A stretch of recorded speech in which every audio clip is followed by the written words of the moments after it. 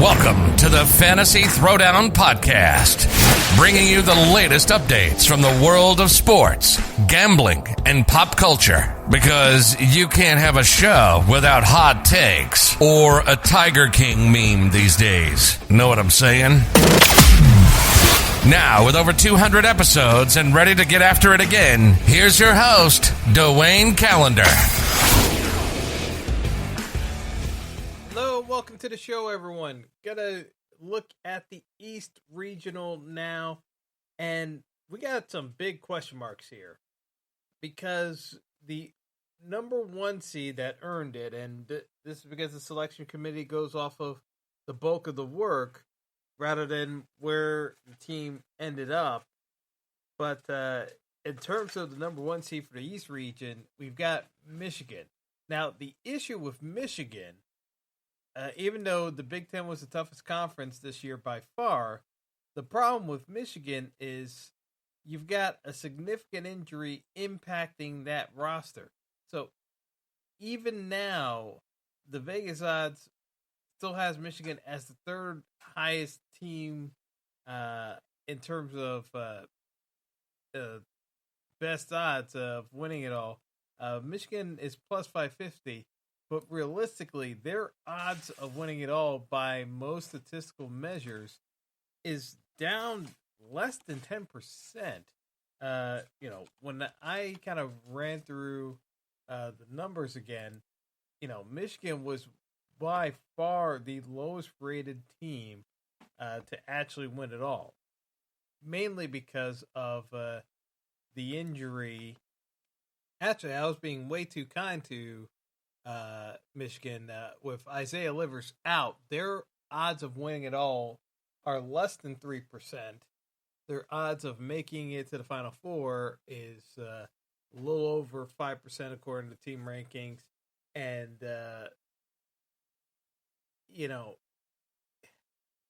it's a tough road for Michigan, to be honest.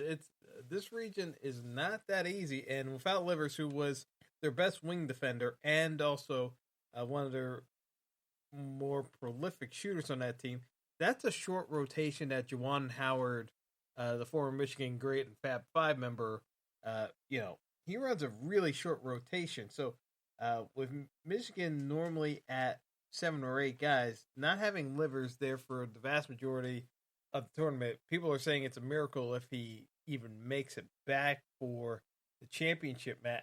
I have to discount Michigan quite a bit because, yeah, they're the one seed. They earned the one seed based off of the bulk of the work, but the injury is a significant one in terms of what they want to do and their style of play because of not having necessarily the roster depth to justify lengthening out that bench. So it makes it much harder to kind of justify Michigan going significantly deep. The benefit is that that top half of the East, there are enough winnable areas where they can get by, but that second round matchup, most likely against LSU, is going to be a tricky one. They should get past LSU and Will Wade, who, only in America you could have someone literally on an FBI wiretap not only not get fired from his job, but not face criminal charges, because of priority shifted in the middle of a pandemic. But, be that as it may, I that's a story I just don't have the time to get into again with LSU. But, LSU playing St. Bonaventure, the Bonnies got very hot towards the end of the A10, and, it is a winnable matchup. Don't get me wrong, against LSU. I don't necessarily have any confidence in LSU with some of the athletic players they have with Cam Thomas and Trendon Watford and Javonte Smart. If they play defense, they can win this region. this region is wide open, in my opinion, given the injury to Livers for Michigan. So LSU has the talent to get it done. But could they stub their toe immediately in the first round against St. Bonaventure? Yeah. Because even though I don't necessarily think St. Bonaventure is a top. I mean, I think they're closer to an 11 seed, to be honest. But they have a very good defensive unit. They're gonna play scrappy.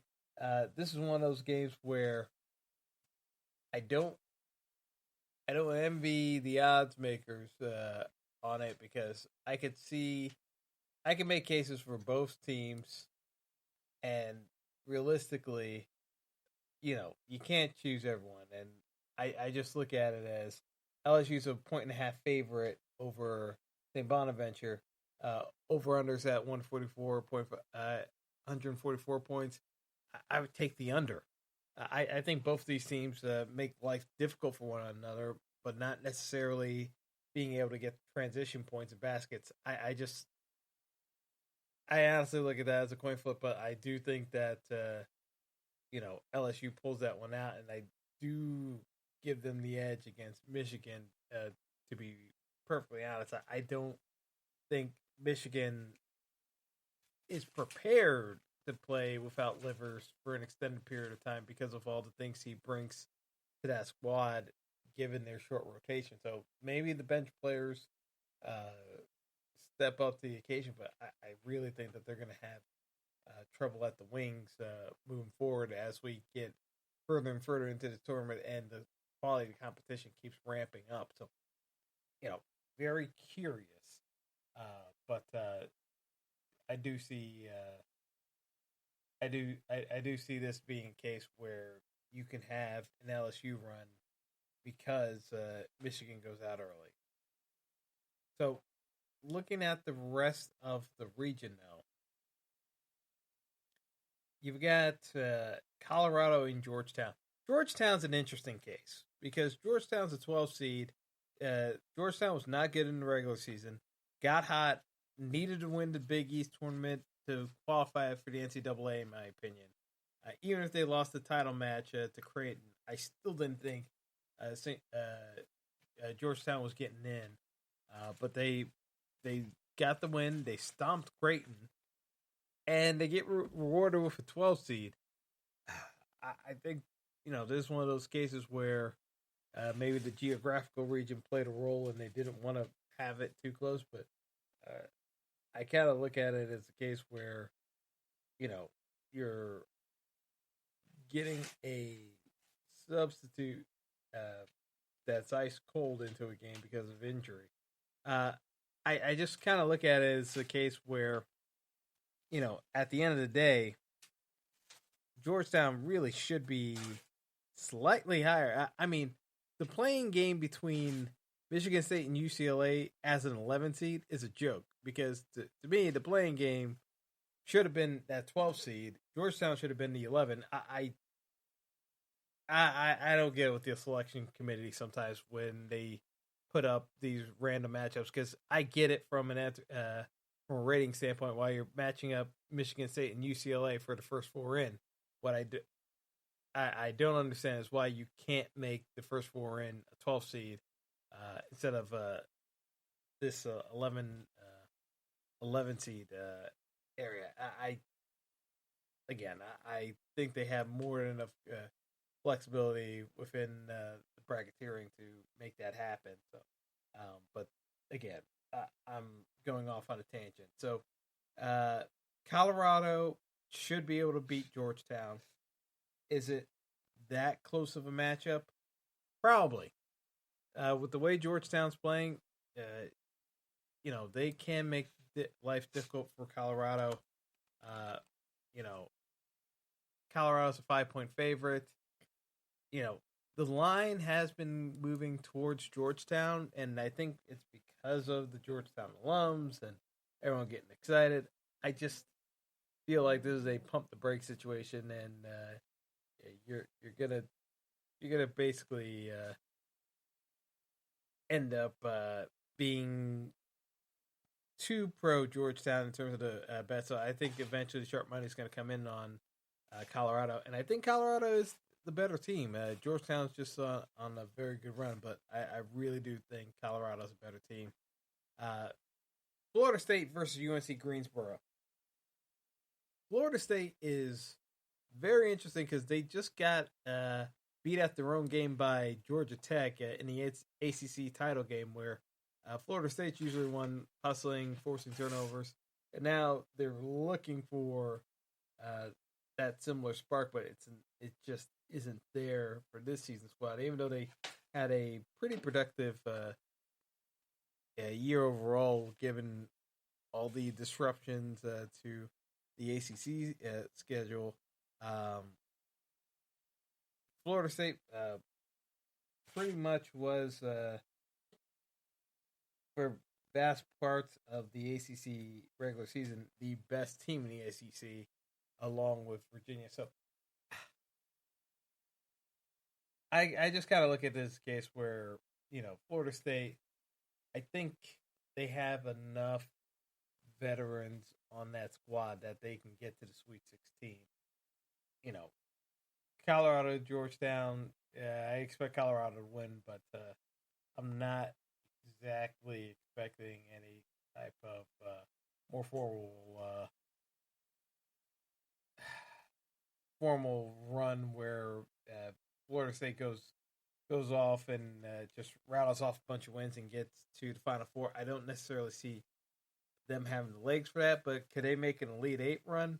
Yeah, I definitely can see that happening because of some of the volatility at the top half of the bracket, given Michigan's situation.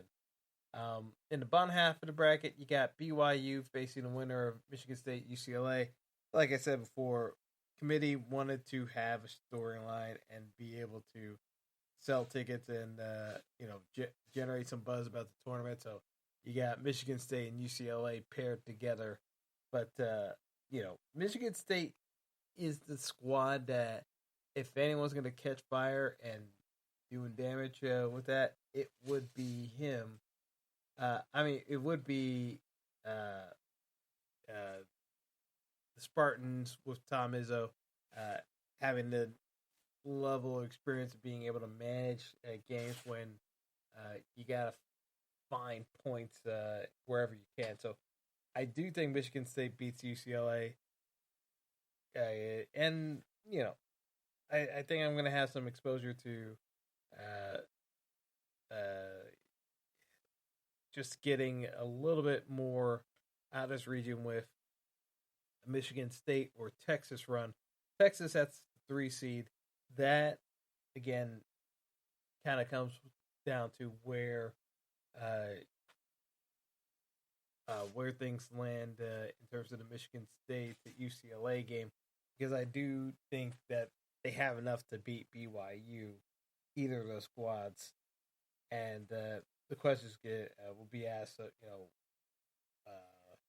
about the readiness of certain teams, how fair it was if Michigan State is allowed to play with a reduced roster. I kind of look at this as a case where, Texas, they're one of the stronger teams in the field. Shaka Smart has his team ready to go by and large. The biggest thing I look at when it comes down to Texas is the fact of the matter is, can Texas basically run a 2-man game with Kai Jones and Jericho Sims and just beat teams inside with their size? Because that's where they've been generating the majority of their offense and, intimidate teams basically with their size. So Texas is the team I'd be very curious about. And the other one would be UConn. Danny Hurley's team has performed very well with the return of James Bouknight from being laid out with some medical issues. But with Bouknight available, UConn is a completely different team due to his size and abilities. He has a different. Again, the bill. I talk about Evan Mobley, but James Bouknight is a top 3 pick in the draft next year. I think he's going to rise up draft boards. He's not quite there yet, but I think with a strong corner run, he's definitely going to be a top 10 pick. And again with the volatility in the region, because of we don't know how Michigan is going to get over the Livers injury. I think the region's wide open. So UConn over Maryland, their second round matchup would almost certainly be Alabama dispatching Iona. But don't count out Rick Pitino coaching and getting his players absolutely ready to play. To me, the team that I kind of look at it and say, did they get overseeded would be Alabama. They got seeded as a 2 seed out in the East. I'm not even sure if they would qualify for a 3 seed out in the Southern region, to be blunt. So, seeing them moved up to a 2 seed, I just don't see much value in that play. But, kind of moving into the later rounds, as I said, I like UConn. I do like Texas, so I'm probably going to be either or in this region with the winner of that potential matchup between Texas and UConn in the Sweet 16. So, East region, I just look at it as we're going to see some volatility.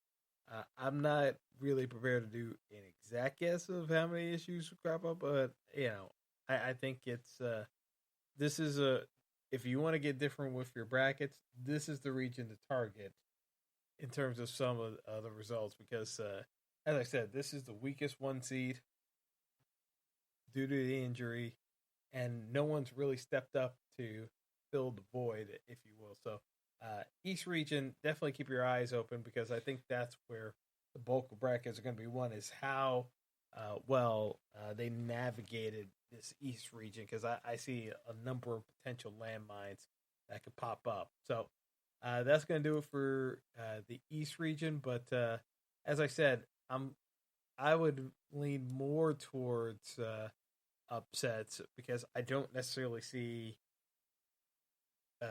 Michigan sticking around that long for a deep run, and that's where they generate the bulk of their media revenue for the year, is by conducting the interviews. But I think if we're really looking at this objectively, this region is going to have probably the double-digit Cinderella potential is higher here than in other regions.